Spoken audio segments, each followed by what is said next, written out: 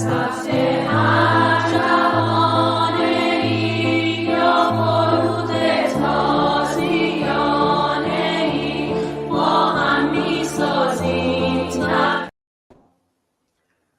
من را پذیرا باشید بینندگان عزیز تلویزیون حزب کمونیست ایران. یک بار دیگه با برنامه زنده ویژه خیزش مردمی و انقلاب سراسری ایران در خدمت شما عزیزان هستم.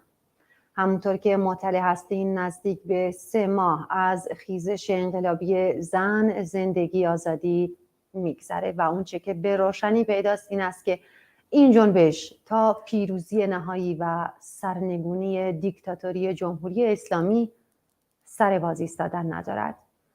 در این مدت خیلی از عزیزان معترض جونشون رو از دست دادن که بیشترشون با شلیک مستقیم نیروهای سرکوبگر بوده. خیلی از عزیزان معترض در خیابونها زخمی شدن و خیلی از این عزیزان همکنون در سیاهچاله‌های این رژیم دیکتاتوری هستند و روزانه زیر انواع شکنجه‌های جسمی و روحی قرار دارند.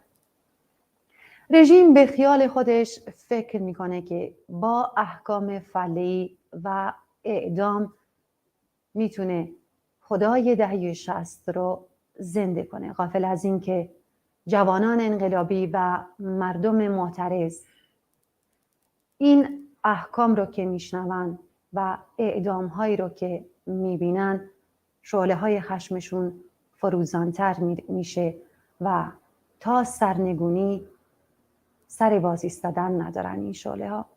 برای ارزیابی از موقعیت کنونی جنبش انقلابی ایران در برنامه امروز همراه هستیم با رفیق گرامی، رفیق مرسد قایدی، فعال سیاسی، زندانی سیاسی سابق و دادخواه خاوران.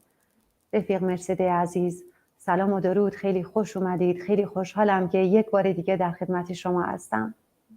منم با درود به شما و بینندگان عزیز برنامه‌تون و خیلی ممنونم که دوباره این امکان به من دادین تا در کنار شما باشیم و از انقلاب زن، زندگی، آزادی صحبت کنیم.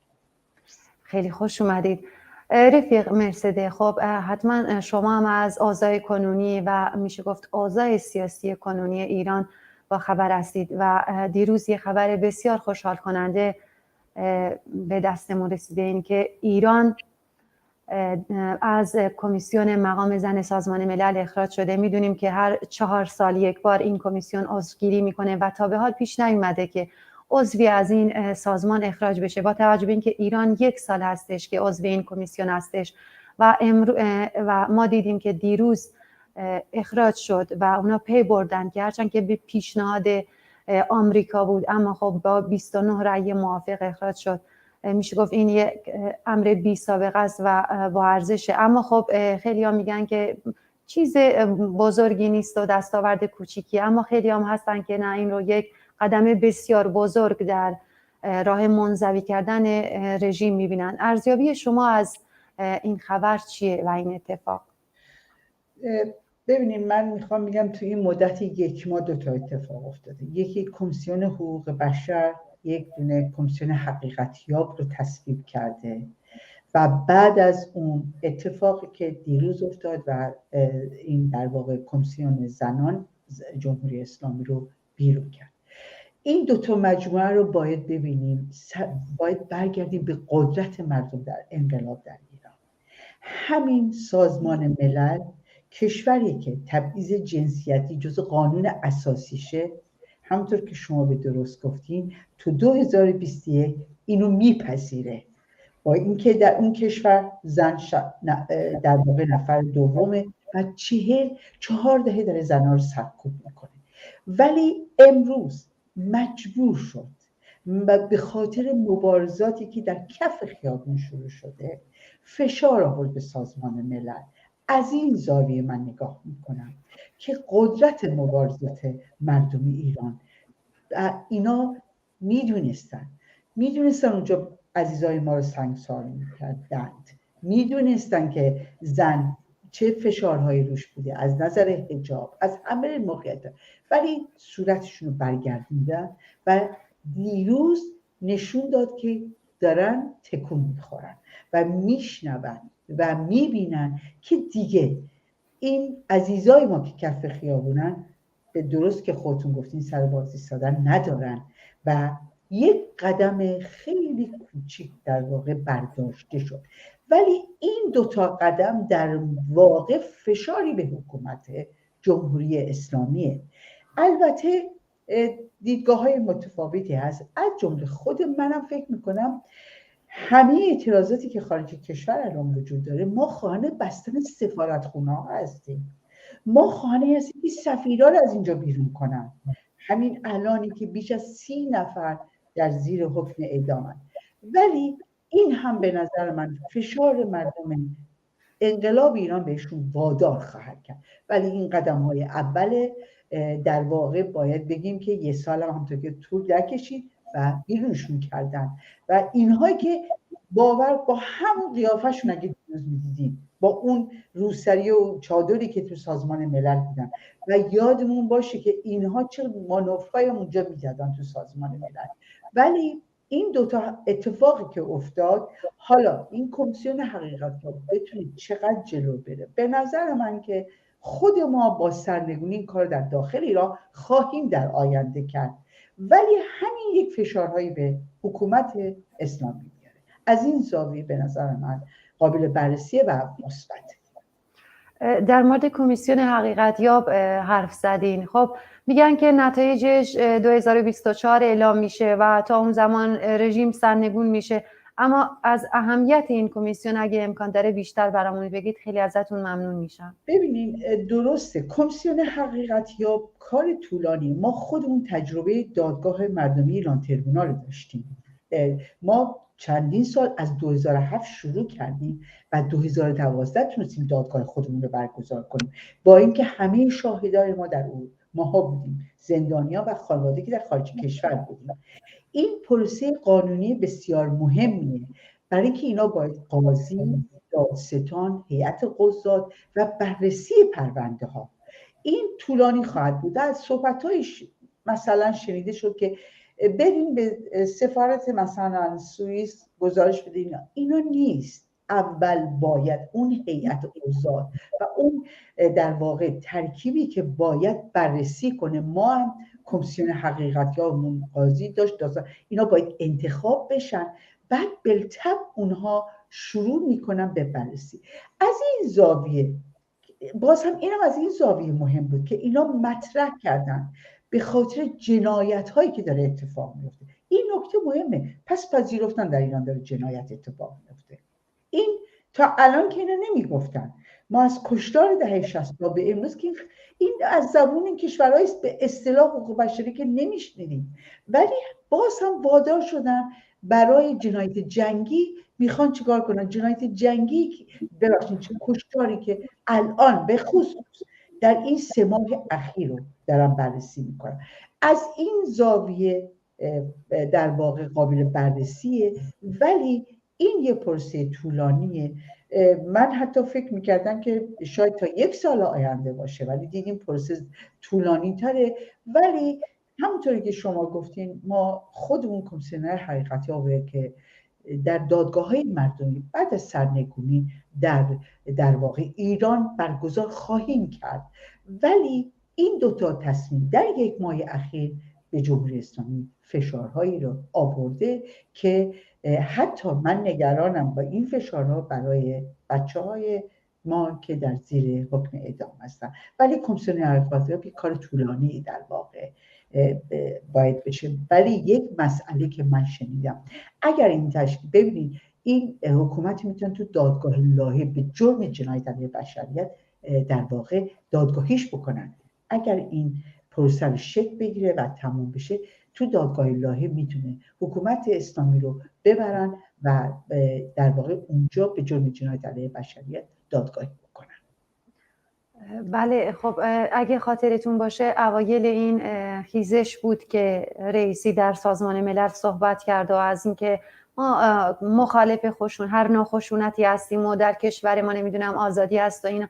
همین امروز چند دقیقه قبل از اینکه برنامه شروع بشه در یه جایی خوندم، متاسفانه یادم رفته، امیر کدوم کشور بود، فکر کنم بریتانیا بود، که امیر عبداللهیان رو نپذیرفته بود و این میشه گفت این یکی از دستاوردهای بزرگ انقلاب زن زندگی آزادیه که تا دیروز در سازمان ملل برای رئیس جمهور که مشهور به جلاد 67 و قصاب مردم ایران کف میزدن و امروز از پذیرش امیر عبداللهیان سر باز زدن و سفرش رو کانسل کردن. میشه گفت یکی از دستاوردهای بزرگ و ما قدم به قدم این انقلاب پیش میره. یه جایی نوشته بودن که این یه ماراتون زمان میبره اما نباید متوقف بشه و قطعا امیدوارم که کسی هم که دل در گروه آزادی ایران داره، مردم ایران داره، دل سرد نشه و به این ماراتون ادامه بدیم. خب رفیق مرسده، برگردیم به حکم‌های اعدامی که شما هم اشاره کردیم.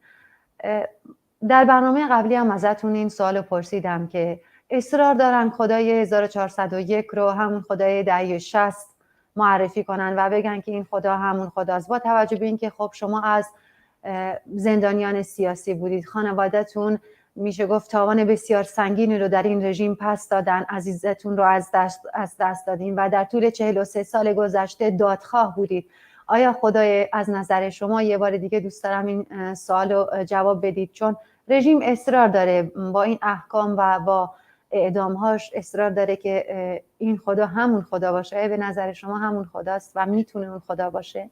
من فقط یه تصحیح بکنم، در ایتالیا بود اون صحبتی که شما کردید، نپذیرفتن عبداللهیان، قرار بود بیاد ایتالیا و نپذیرفتنش و اینا نکته مثبتیه. یعنی همون به درست شما گفتیم وقتی که رئیسی رفت سازمان ملل، ما اینجا جلوی سازمان ملل تظاهرات داشتیم. من در اون سخنرانیم گفتم مکرون باید از مردم ایران پوزش بطلبه.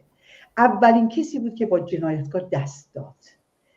درست همون روز دو روز بود مهسای عزیز ما رو کشتن و اینا با بیشرمی باش دست دادن، ولی بعدا همین مکرون اومد گفت من صدای انقلاب مردم ایران رو شنیدم، که دیر شنیده بود.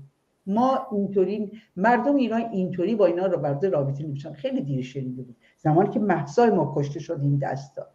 اما برگردم به سوالتون. محسن شکاری مثل مهسای امینی ما گره خورد. همونطور که مهسای ما جهانی شد، محسن شکاری اولین اعدام اعتراضی و انقلاب بود.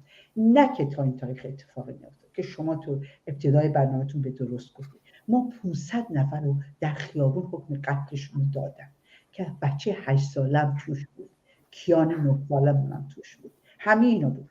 ولی در زندان اولین حکم بود و اتفاق محسن شکاری دوباره بحث دهه 60 آورد رو. چرا گره خورد؟ محسن ما به مسئله مهسای عزیز ما یک قدم مبارزات مردم رو برد به جلو. در واقع از این زاویه اعدام محسن شکاری در واقع مرعوب کردن جامعه بود، میخواست جامعه رو به عقب برونه. ولی عکس العمل بعدش میدونیم که بعد از 3 روز اون اعتصاب بزرگ بعد از 16 آذر بود و این در واقع مرعوب کردن جامعه بود. از همینجا ما دیدیم تمام کسانی که در مورد دهه 60 صحبت نمی‌کردن، تمام این ابزارهای تبلیغی، رسانه‌های تبلیغی تا داشت اعدام محسن شکاری با احتیاط در مورد دهه 60 صحبت می‌کردن و از اون روز ما دیدیم همشون راجع به دهه 60 صحبت کردن.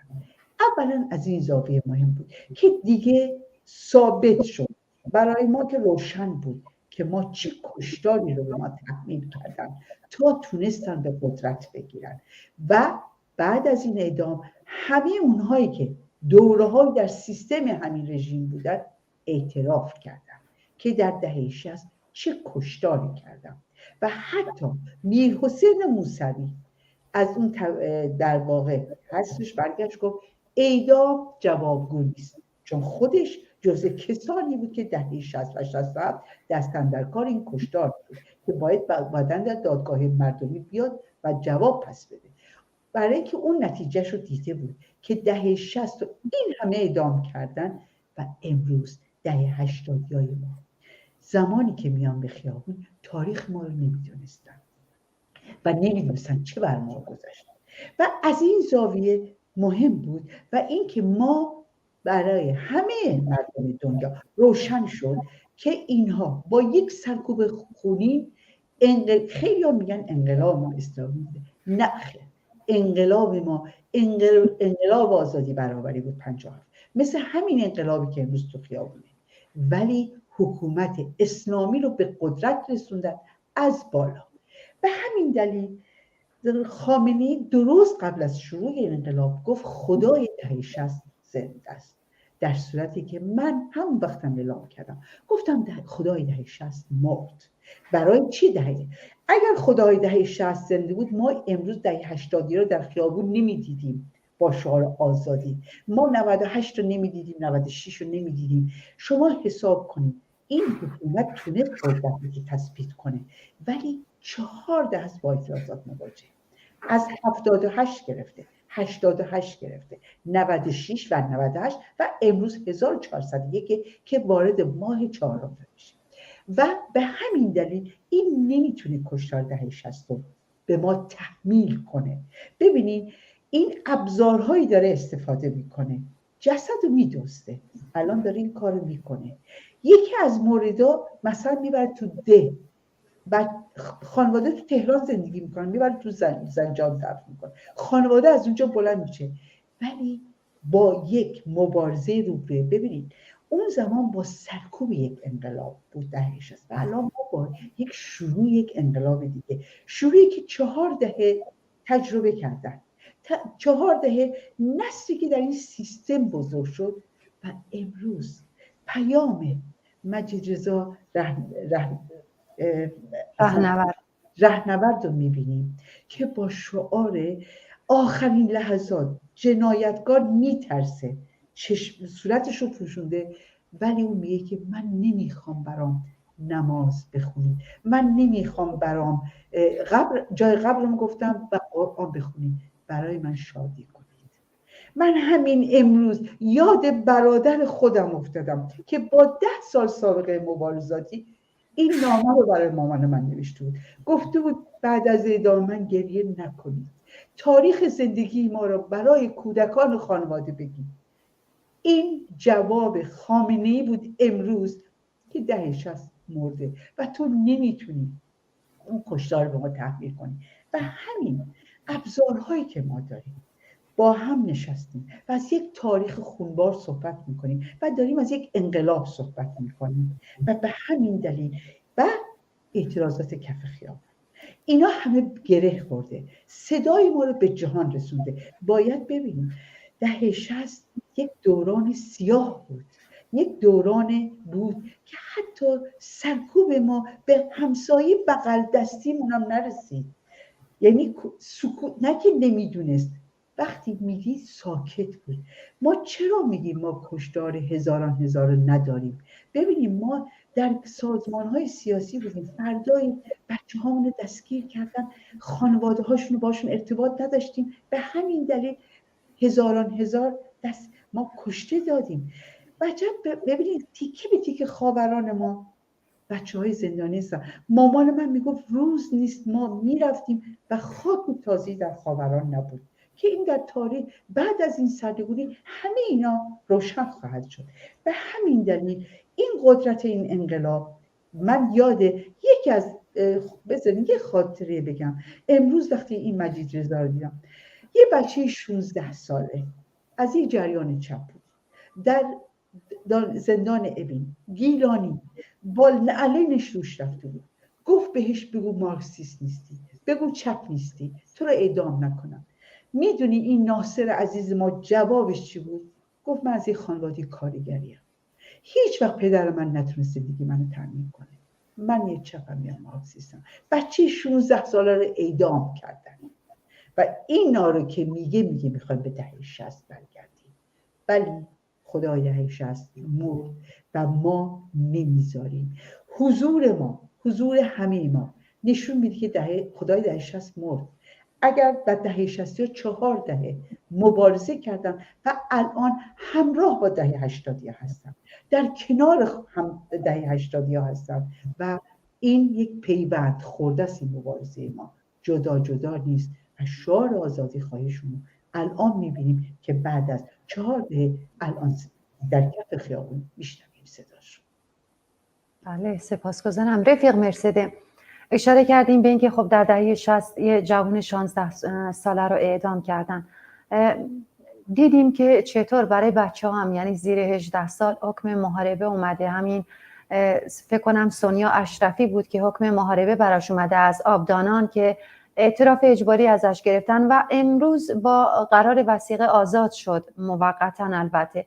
منظورم اینه که خب دوره دهه 60 اطلاع رسانی نبوده و رژیم تونسته در سکوت و بیخبری کامل این قتل عام‌ها رو انجام بده، اما الان دیگه نمیتونه. و ما دیدیم که چطور از شما مطلع هستین که برادران طاهرزاده فرهاد و فرزاد که میگفت که به خانواده‌اش اطلاع داده بودن که اعدام میشن، در یعنی قریب الوقوع اعدامشون و احتمالاً 23 آذر اعدامشون کنن، اما با توجه به اینکه مادرش در سوشیال میدیا یه ویدئویی از خودش ضبط کرده بود و در سوشیال میدیا و شبکه‌های مختلف دست به دست میشد، رژیم مجبور شد که پاسخ بده و گفتش که پروندهشون هنوز در حال بررسیه.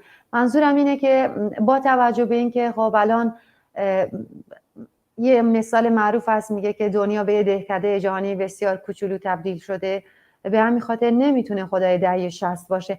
اما حکم اعدام‌های خب خیلی اومده و جدیداً یه خبرایی هست که پخش میشه که مثلا فلان نماینده یا فلان مسئول رده بالا در خارج از کشور کفالت سیاسی فلان معترض رو که متهم به محاربه یا حکم اعدام داره بر عهده گرفته. میشه در مورد این کفالت سیاسی برامون بگید چقدر اهمیت داره و چقدر میتونه دست رژیم رو ببنده؟ من این خبر نشنیدم. چه خبر خیلی خوبی مال سونیا. مرسی. من این تا لحظه آخر نتونستم. خیلی خوب. منم خیلی خوشحالم. ببینید یکی از نکاتی که باید اینجا قبل از من اون توضیح بدم، ببینید اعدام همیشه فکر میکنن که جامعه رو مرعوب میکنه و رژیم اتفاقا بعد از 4 ماه چرا دست به این حل بزد؟ اینم داره امتحان میکنه ببینید که چقدر میتونه جامعه رو به عقب برونه و آیا موفق میشه. که از نظر من این جامعه مرعوب نمیشه و موفق نمیشه و جامعه داره میره جلو. ولی همون در صحبت خودتون گفتین خیلی باید بدونیم که انقلاب مرحله به مرحله میره جلو. ما نباید انتظار یک انقلاب زودرس داشته باشیم. حتی من کوتاه‌ترین انقلاب 57 نسبت به انقلاباتی که در جهان اتفاق افتاد اونم 13 ماه طول کشید. به همین دلیل مرحله رژیم میاد از این ابزارها استفاده میکنه که ببینید جامعه رو میتونه به عقب برونه یا نه. و نکته‌ای که شما گفتید مسئله تبلیغاتی بسیار مهمه و اینکه واقعا اون نواری که مادر شهلا پیامی فامیلیشون پخش کرد واقعا تکان دهنده بود. خودم تا 2 نصف شب داشتم فقط این صدای مادر رو پخش میکردم و تاثیرش رو گذاشت. از این زاویه قدرت ما رو نشون داد. باز هم قدرت مدیای اجتماعی و قدرت این که ما باید ثانیه با ثانیه با خانواده ادامه زندگی باشیم. من که زندگی اینطوری ثانیه به ثانیه خبررسانی و خبر دادم. این مسئله کفالت سیاسی این در آلمان تحقیقاتی که من کردم از 2003 تصویب شد برای اینکه نمایندگان سیاسی که مجلس در کشورهای دیکتاتوری زیر فشارند. از جمله اون دوره مثالی که زده بودم فرضاً برای ترکیه که اگر نمایندگان اونجا دستگیر میشن یا زیر فشارهای دولت هستن بتونن اینجا کفالت سیاسیشون رو در واقع قبول کنن تا فشار از اونا کم کنه. ببینید یک چیزی رو باید ببینید، این کفالت سیاسی بیشتر یه حالت سمبولیک داره نه که قدرت اجرایی داشته باشه، ولی مهم از این نظر که تبلیغات میشه، آدما میان اسما میاد رو. همین امروز چند روز ما میبینیم کلی از اسامی بچه‌های زندانی ما مرتب داره در مدیای جهانی داره، یعنی در روزنامه‌های آلمان داره پخش میشه. به همین دلیل کفالت سیاسی بسیار مهم از نظر تبلیغی، از نظر پروپاگاندا، از نظر اینکه اسم تک تک این بچه ها میاد در واقع به گوش همه میرسه. چون ببینیم ما بیش از 20,000 نفر زندانی داریم، مگه ما چقدر اسامی داریم؟ ما مگه از 500 تا یا 1000 تا بیشتر داریم؟ این ابزارها به ما و خانواده ها کمک میکنه که ما اسامی بیشتری از بچه ها رو داشته باشیم و همین سونیارش ما الان گفتیم ببینید چقدر تاثیر داشت که مامانش حرف زد و گفت و مجبور میکنیم. این یه ابزاری که من در خیلی از مصاحبه‌ام گفتم تاریخاً رژیم داره در مورد محسن شکاری عزیزم همین ابزار استفاده کرد. به خانوادش گفت رسانه‌ای نکن، مصاحبه نکن، هرچند من میدونم خانواده زیر فشارن. امروز ما شنیدیم بسیار از خانواده ها رو که برای مراسم میخوان بگیرن در خونهشون رو قفل میکنن. این رژیم اینقدر جنایتکاره، ولی به هر طریق فامیل دور دارن، حتی تصویرشون رو به ما ندن ولی تماس بگیرن و اسم علنی کنن. محسن شکاری گفتن که خانوادش 7 صبح یهو منتظر بودن خبر بچه‌شون رو بده. 7 صبح بهشون زنگ میزنن و خبر اعدام میدن و این هم یک روال دهه 60 بوده. دفن میکنن بعدا خبر میکنن، ولی نتونستن از رفتن به مزار محسن که دیروز مراسم براش گرفتن و سرود خوانن، آواز خوندن، دیگه مرثیه نمیخونن. این سنتی که در کردستان عزیز ما همیشه بود، در کردستان سرخ ما بود، مرثیه نمیخوندن، پرچم سرخ و گل سرخ بلند میکردن و این الان سراسری شد. در ایران داره این شکل از در واقع یادبودها داره برگزار میشه و همین دلیل این ابزارها میتونه دست ما رو باز کنه و رژیم رو وادار به عقب نشینی کنه. ببینید این الان همینطور داره کفالت‌های سیاسی داره زیاد میشه. خب هر کشوری ما میدیم کلی نماینده داره، هر کدوم از اینا بخوان اسم بچه ها رو بگن، خب هر روز ما داریم اسمای جدیدی از بچه های زندانی میشنن. به همین دلیل از این نظر به نظر از این زاویه سیاسی بسیار مهمه که اینا ببینید ما یک کاری میتونیم اینجا بکنیم مثل ایران، هم خیابون که به نظر من تا الان خیلی در کشورهای اروپایی، آمریکا اقدامات بسیار خوبی داره میشه. ما این ابزارها رو داریم، مدیای اجتماعی داریم، ارتباط میتونیم بگیریم و همه اینها گره میخوره. اصل مبارزه در کف خیابونهای ایرانه، ما میدونیم، ولی ما اینجا یک لحظه نباید ساکت بشیم که نشدیم و باید همراه با مردم اونجا مبارزمون در کف خیابونهای حتی اینجا ادامه بدیم. بسیار سپاسگزارم ازتون رفیق مرسده. اگه اجازه بدین همکاران ما تصاویری رو آماده کردن، اون تصاویر رو میبینیم، کوتاه برمیگردیم.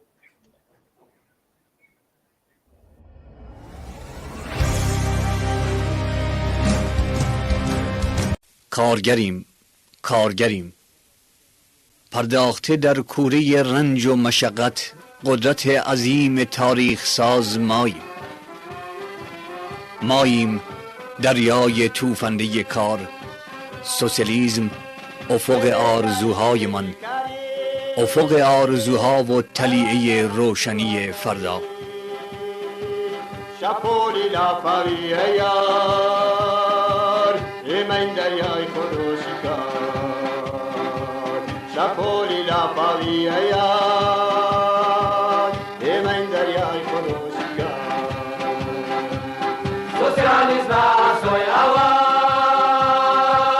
اسوی آواد تو روش آواد. سوسیالیسم اسوی آواد، اسوی آواد تو روش آواد.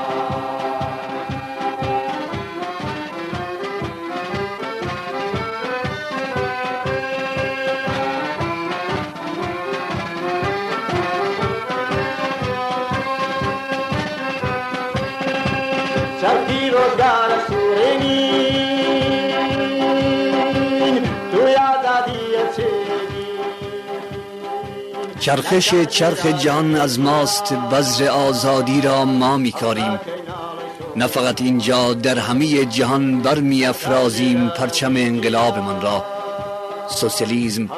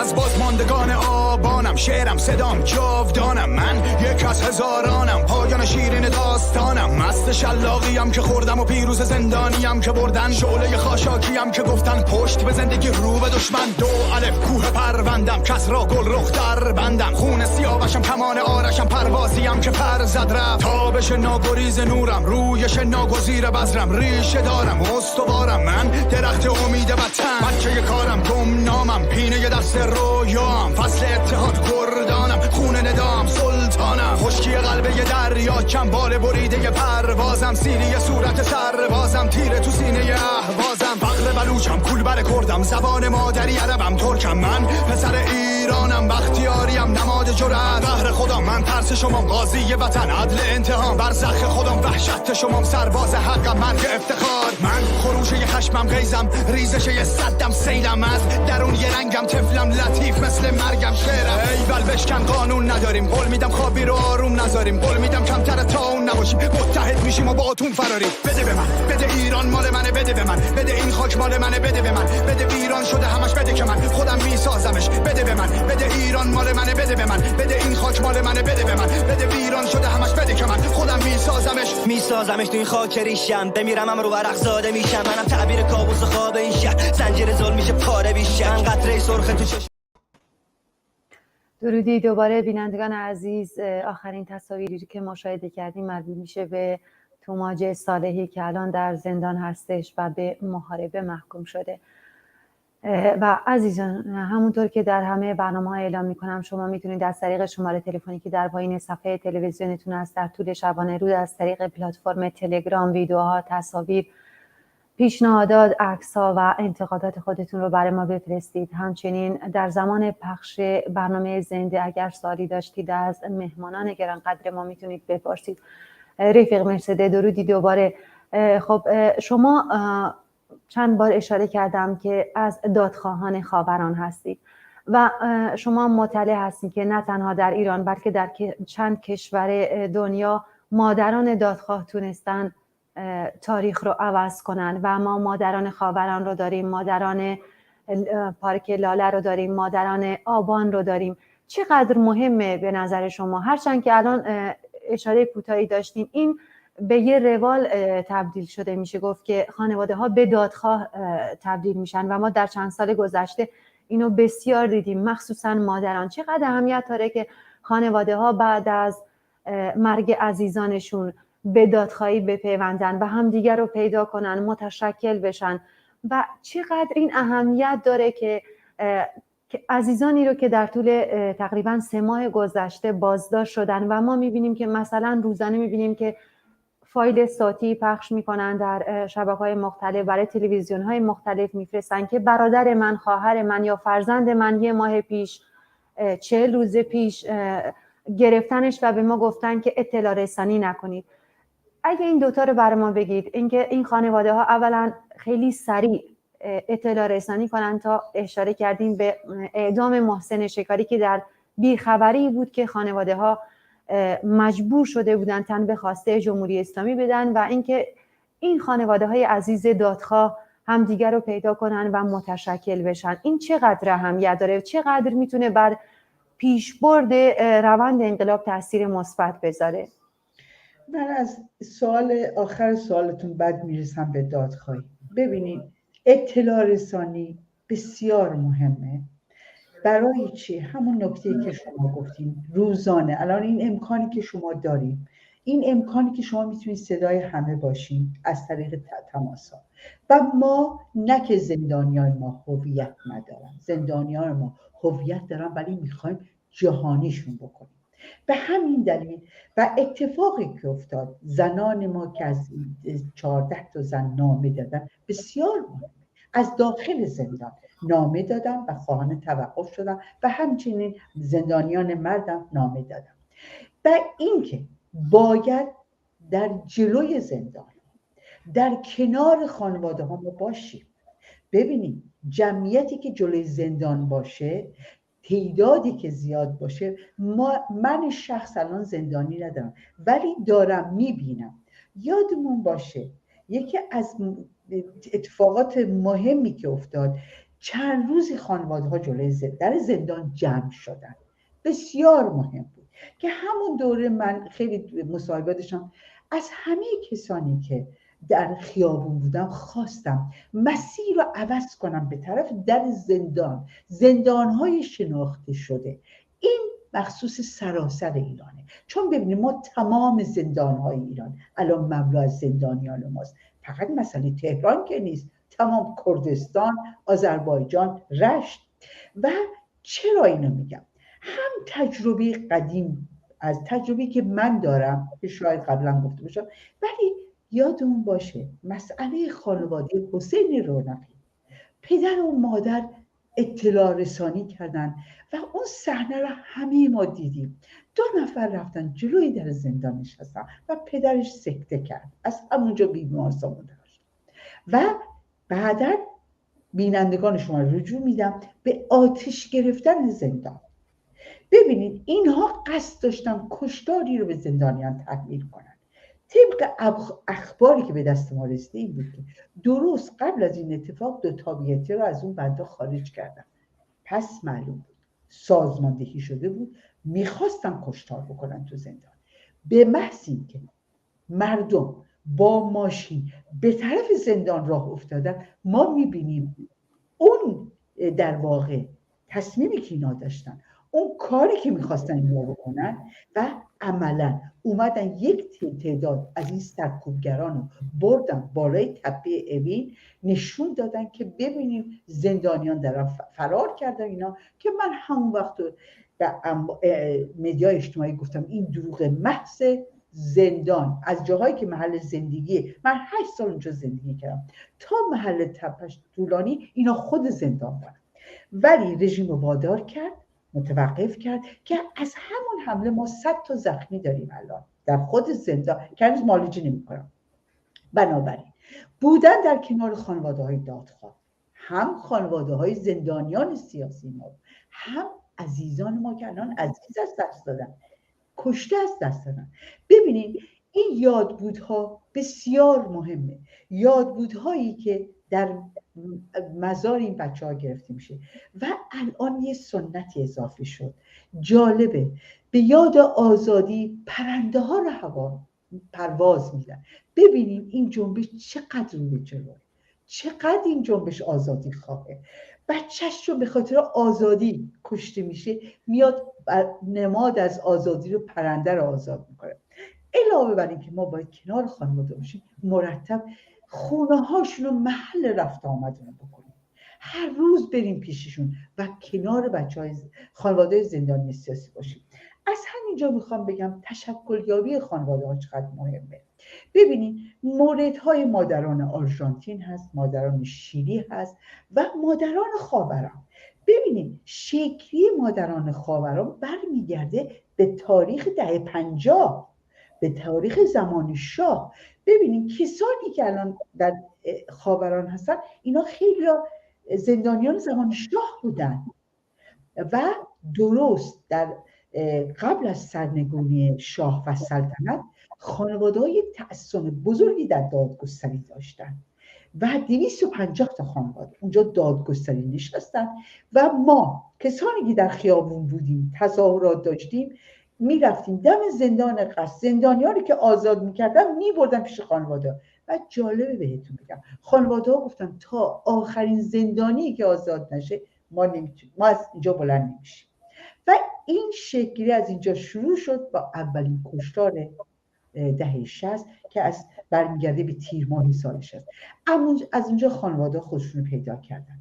ببینید اینها تشکیل در واقع سازمان نوشته شده ای نداشتن ولی همیشه در کنار هم بودن، در خاوران با هم بودن، یادبود گرفتن، به خاطر این یادبودا به خونه ها حمله شد، دستگیر شدن، ماشینا خورد شد، پلاک ها برداشته شد، خانواده ها تهدید شد. ولی نمونه مقاومتش بودن خاورانه. اگر خانواده‌ای مقاومت نمی‌کرد ما الان یک مکان بی‌نام، یکی از مکان‌های بی‌نام و نشان رو با نشان نمی‌کردیم که جهان الان روش میدونه. و الان همین مبارزه مادران بود که از دهه 60 داره صحبت میشه.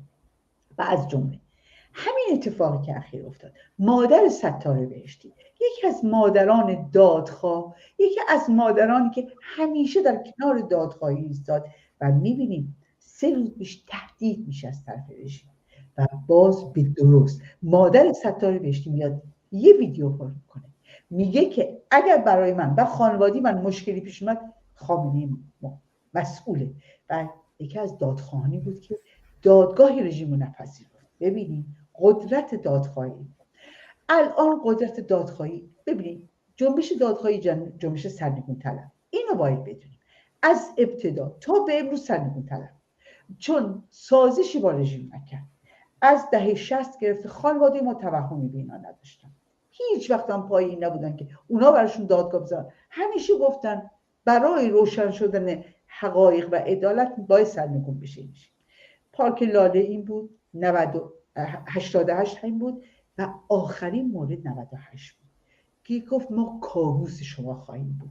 مادر قلی‌پور عزیز نوارش هست، گفت ببین مادران 98 مادران آبان کابوس شما خواهند بود و این اتفاق افتاد. به همین دلیل این جنبش الان یک جنبشه به هم. ببینید در واقع بهتون بگم یکی از دادخواهان فرهاد قهرمانی ما که الان در زندانه، جمله کسی بود که قبل از انقلاب تظاهرات جنبش علیه اعدام آورد تو خیابون. میدونین اونجا چی گفت؟ بینندگان عزیز گفت هر کدوم از ما رو که عزیزای ما رو اعدام میکنن ما رو میکشند. ما زندگی میکنیم ولی ما رو کشتن. پدر فرهاد قهرمانی 12 سال پیش اعدام کردن و این بچه همچنان دادخواهیش رو ادامه داد. به همین دلیل ما دردی داریم، درد از دست داده و هممون یک درد مشترک. این درد مشترک باید ما رو در کنار هم قرار بده. قدرت ما عزیزای ماست، قدرت ما آرمان‌های عزیزای ماست، قدرت ما آزادی خواهیشونه. همین الان مادر محسن عزیز در کنار مادران خاورانه، مادر مجید رضا در کنار مادران 98، بچه هایی که فقط به جرم آزادی اومدن تو خیابون حقشون رو میخوان، یک زندگی انسانی میخوان.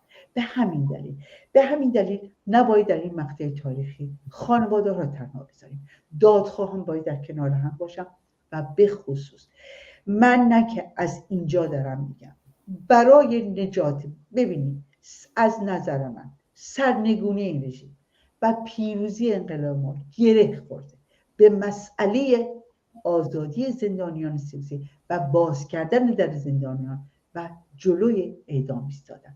ما باید چوبه های دار رو بر سرشون خراب کنیم و نذاریم عزیزهای ما رو بگیرن با قدرت خودمون. ببینید اینم باید روشن کنیم، ما با قدرت خودمون میتونیم این کارو کنیم. قدرت خیابون مردم میتونیم جلوی اینا رو بگیریم. به طور واقعی این سازمان حقوق بشری هستن، دارن صحبت میکنن، ولی قدرت خیابون، قدرت انقلاب و قدرت دادخواهی و اعتصابات به هم گره باید بخوره. و من به عنوان یک خانواده دادخواه، به عنوان یکی از زندانیان سابق رژیم، امر من روزانه، ثانیه به ثانیه، لحظه به لحظه مسئله زندانیان سیاسی و مسئله کسانی که زیر حکم اعدام هستند و اینه. چون من تجربه به من نشون داد مهمه، من از همه عزیزانی که صدای من میشنوم باید روزانه مسئله زندانیان سیاسی و یکی از مسائل مهم، شعار زندانی سیاسی آزاد باید گردد، باید در پرچم مبارزاتی ما باشه. در تمام شعارهایی که شعار زندانی سیاسی، دانشجوی زندانی، کارگر زندانی، همه اینا باید گره بخوره در یک شعار: زندانی سیاسی آزاد باید گردد. این پرچم مبارزاتی ما هستش برای اینکه رژیم، برای که مرعوب کنه جامعه را، دو تا حربه استفاده میکنه، یکی زندانه، یکی اعدامه. ما این دو تا حربه را اگر از دست رژیم در بیاریم، قدرت خودمون رو نشون بدیم، رژیم در این مرحله شکست میخوره. البته ما میدونیم که رژیم از همین الان شکست خورده است. این انقلاب داره راهشو پیدا کرده، به جلو داره میره. ببینید همین فیلم مجید رضا رو که پخش کردن، شما همین امروز دیدید چه عکس العملی نشون داد. این فکر میکرد میتونه جامعه رو مرعوب کنه. 10 قدم جامعه رو برد جلو، به نظر من 100 قدم برد جلو. ما چشمن به چشمون زد، مجبور شد علنا بگه که من به زندانیام چشمن میزنم. حتی برای صحنه اعدام بردن عزیزای ما رو چشمن میزن. این رژیم جنایتکاره، جنایتاشو داره میاره رو میذاره. ما هم علیه جنایتش میجنگیم، مبارزه میکنیم. ما هم ثانیه لحظه به لحظه باش میجنگیم. ما همه مردم ایران، جمله به درستی شما گفتیم، ما سر بازی ایستادن نداریم، ما میریم تا سرنگونی. این هدفیه که دهه 80 در کف خیابون روشن کردن و بیان کردن و دارن همچنان ادامه میدن. به همین دلیل ولی این دو تا شعار بسیار شعار مهمی برای شعار مبارزاتیه از نظر من. بله، بسیار ممنونم رفیق مرسده. زمان برنامه کم کم داره به اتمام میرسه. من به عنوان آخرین سوال میخواستم ازتون بپرسم که اشاره کوتاهی داشتیم به کارگر زندانی آزاد باید گردد و ما میدونیم که در چند روز گذشته فراخوان‌هایی داده شده از طرف کارگران برای اوایل دی ماه. چقدر اهمیت داره؟ همه میگن که خب بسیار اهمیت داره. سال 57 کارگران بودن که کمر رژیم رو شکستن و اینا. کارگران کم کم، ما البته خیلی وقته که داریم صدای پاشون رو میشنویم و آروم آروم دارن به این انقلاب میپیوندن، هرچند که قطعاً کارگران تک نفر در خیابون ها حضور دارن و بچه های کارگران هم هستن که در خیابون ها هستن. اما چقدر اهمیت داره که این کارگران به عنوان یه جنبش، به عنوان یه طبقه، به عنوان کارگران صنعت‌های کلیدی به انقلاب بپیوندن. این روند رو شما چطور ارزیابی میکنید؟ خیلی ازتون ممنون میشم اگه در 10 دقیقه جواب بدید. ببینید نکته که شما گفتین به درست، کارگران ما کف خیابونن، بچه‌هاشون مگه دانشجوها نگفتن ما فرزند کارگریم، از کارگرها حمایت کنیم؟ این به درسته، ولی واقعیتش همه ما میدونیم حرف آخر این جنبش میزنه، اعتصابات کارگری میزنه، قدرت اقتصادی، قدرت اون جامعه دست کارگرانه، تمام کارگران. ببینید حالا کارگرای شرکت نفت، اولا یه چیزی بگیم، رژیم همین رو پیش بینی میکرد، بعد از به قدرت رسیدن اومد پیمانکاری کرد، شرکت نفت رو تیکی تیکش کرد، به خاطر اینکه پیش بینی همچین روزی میکرد. برای اینکه اینو آوردن به قدرت رسوندن، همه این کارا رو بهش گفتن بکن این کارا رو، و این کارا رو کرد. ولی با این حال تجربه تمام انقلابات و از جمله تجربه خودم در سال 57، ببینید ما از کارگرها اعتصاب داشتن، ما همین میرفتیم در کارخونه، همون زمان در خود کارخونه میموندن ولی کار نمیکردن و کارگران با حرکت اعتراضشون در واقع میمدن به دانشگاه. من یه نکته رو بگم، اون زمان در دانشگاه ها باز بود، یعنی ما علاوه بر اینکه دانشجو، من اون اوایل انقلاب خب چیز بودم، دانشجوی به پرستاری بودم در دانشگاه تهران که در همون فاصله هم دیگه در دانشگاه تموم شد رفتم سر کار، ولی در دانشگاه ها باز بود، مردم میمدن به داخل دانشگاه و میرفتن خیابون و همینطور ما و تجربه نشون داد به محض اینکه البته آخر حرف و کارگر زدن، ولی کارگرها در کارخونه‌های متفاوت شروع به اعتصاب کردن، ولی حرف نهایی رو در اون زمان بستن شیرهای نفت بود که کارگرای صنعت نفت این کار انجام دادن.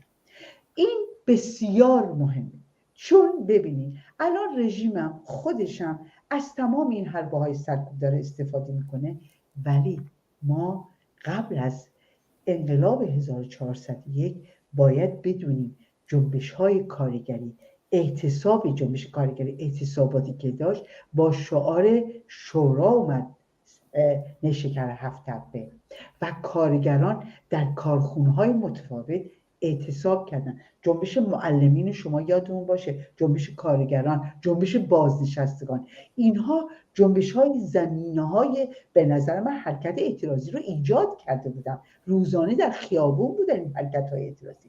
ولی ما فقط نظرمون میگیم، حتما کارگران اونجا خودشون به درستی میدونن که در چه مقطع تاریخی باید حرف نهایی رو بزنن و چه در مقطع تاریخی باید اعتصاب. ولی اعتصاب تک تک کارخونه‌ها بالطبع نتیجه این که همه با هم در یک روز مشخص اعتصاب بکنن در زمان مشخص، بالطبع تأثیرش به مراتب بیشتر خواهد بود. و چرا این مهمه؟ اعتصابات کارگری همیشه به مبارزات کف خیابون قدرت میده، یه قدرتی میده برای پیشبرد، یه اعتماد به نفسی میده برای قدم‌ها رو محکم برداشتن. البته باز هم اینی که اون کارگرایی که در کارخونه هستن با قدرتی که خودشون دارن، با هماهنگی خودشون میکنن، بسیار مهمه. و در ضمن یکی از مسئله حرکت‌های دانشجویی الان می‌بینیم، همیشه حرکت‌های دانشجویی به حرکت‌های کارگری گره می‌خوره به طور واقعی و هم قفل باید بشه و این فقط باید بگم مرحله به مرحله است. به طور واقعی انقلاب باید، یعنی هر قدمی که برمی‌داره در واقع یه دریچه‌ای به روش باز خواهد شد، یه دریچه‌ای که یه فرقی که این دوره داره. ببینید چون یه رژیم 4 دهه سرکوب کرده، در مورد خودم میبینم، من خودم که این همه در مقابل مردم، من اصلا کسی نیستم بگم سختی کشیدم، ولی واقعا من با هر ویدیویی اشک میریزم، در صورتی فکر میکنم چطور، خب من با اعدام زندگی کردم. چرا میگم با اعدام زندگی کردم؟ به خاطر که از کنار من بردن، انسان ها داشتن غذا میخوردن، با من داشتن شادی میکردن تو همون زندان رژیم جنایتکار، بردن و چند دقیقه جلو تپه اوین اعدامشون کردن. ولی الان وقتی که این اتفاقات میفته میبینم من ملتهبم به خاطر 4 دهه سرکوب. به همین دلیل ما همه فکر کنیم خیلی سریع باید جواب بگیریم، در صورتی که انقلاب روند خودشو داره، روند مبارزاتی خودشو داره. بعد دیدیم هر روز این بچه‌ها دارن پیشدنی، واقعا قدم‌هایی که برمی‌دارن و این انقلاب یک چیز متفاوتی داره با انقلاب 57. هنر انقلابی، هنری که هر روز ما داریم می‌بینیم، هر روز شاهد سرود و هر روز می‌بینیم برای خود علیه اعدام. ما همین دیروز و امروز دیدیم چه هنرهای علیه اعدام در دانشگاه‌های هنر متفاوتی دانشگاه‌های ایران برگزار شد. ببینید همین نشون میده که این انقلاب چقدر جلوه، این انقلاب چقدر یعنی مدرنه، این انقلاب ضد مذهبه. به طور واقعی اولین بار در تاریخ مبارزات ایران، ما هم 57 اینطوری نبود، ولی این بچه‌ها به شدت ضد مذهبن. از مبارزهشون میبینیم، از یادبودها میبینیم، از خانواده ها میبینیم. همین دیروز امروز من یادم نیستی که از خانواده ها اونجا شروع کرد سرود خوندن و یه آهنگ مرا ببوس رو داشتن میخوندن. ببینید مرا ببوس یه خاطره چندین ساله است. این آهنگ نسل به نسل مرا ببوس خونده شد تا به امروز دارن میخونن این آهنگ رو. ببینید گره خوردن مبارزه اینجاست و برای همین این اعتصاب کارگری به نظرم همش بسیار مهمه، ولی به زمان احتیاج داریم. باید آرام و هممون باید، میدونم دوران سختی برای همه، چه در عزیزانی که در ایران نشستم، من میدونم من اینجا هستم اصلا نمیتونم اظهار نظر بکنم. واقعا سر تعظیم برای تک تک اون مردمی که در اون شرایط سخت به سر میبرن.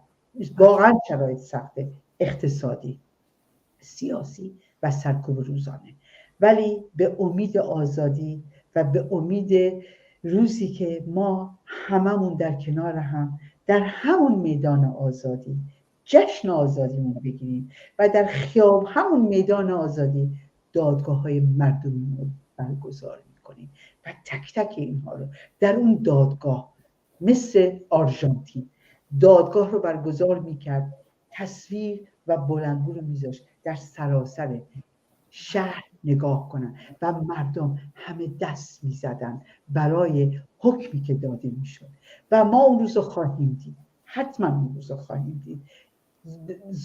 به طور واقعی دیرم نیست. به نظر من این آزادی برای مردم ایران دیر نیست، به زودی بهش خواهیم رسید.